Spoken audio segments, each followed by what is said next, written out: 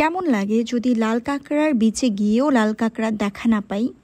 জানি না কক্সবাজারে কোথায় লাল কাঁকড়া পাওয়া যায়, তবে আমাদেরকে তো এই জায়গাটাই সাজেস্ট করা হয়েছিল, তবে এখানে কোনো লাল কাঁকড়া আমরা খুঁজে পাইনি। তবে পেয়েছি অনেক অনেক শামুক, ঝিনুক, কড়ি। কক্সবাজারে ডলফিন পয়েন্ট বা মেইন যে জায়গাটা আছে সেই জায়গার বিচে তো হিউজ পরিমাণ ভিড় থাকে, কিন্তু এমনও অনেকগুলো বিচ আছে যেখানে কোনো মানুষ থাকে না, যদিও সেখানে নামাটা একটু রিস্কি। তবে আপনারা যদি গ্রুপ করে আসেন বা অনেকজন মিলে আসেন তাহলে এইরকম নির্জন বিচগুলোতেও কিন্তু নামতে পারেন। এইখানে ছবি ভিডিও একদম মনের মতো করে করা যায়। তারপর আমরা এই জায়গাটাতে চলে আসলাম। এটা ইনানি বিচ না, তবে এইখানে ইনানি বিচের থেকেও সবথেকে বেশি পাথর পাওয়া যায়।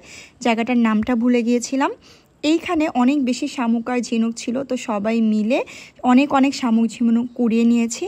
তারপর আমরা গেলাম আরেকটা বিচে, সেটা হচ্ছে ঝাউবনের বিচ। তো এরকম একটা সাঁকো পার হয়ে তারপর আমরা ঝাউবনের ভেতর দিয়ে চলে গেলাম বিচের ভেতরে। অনেক বেশি রোদ ছিল তাই এই বিচটায় নামা হয়নি, তবে ঝাউবনে হালকা পাতলা ঘুরোঘুরি করে চলে গেলাম হিমছড়িতে।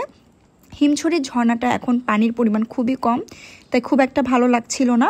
তবে পাহাড়ের উপরে উঠে সাগর দেখতে খুবই বেশি ভালো লেগেছে, এবং এই পাহাড়টাতে উঠতে উঠতে সিঁড়ি বেয়ে একদম ক্লান্ত হয়ে গিয়েছিলাম। তারপর একটা ডাব খেলাম।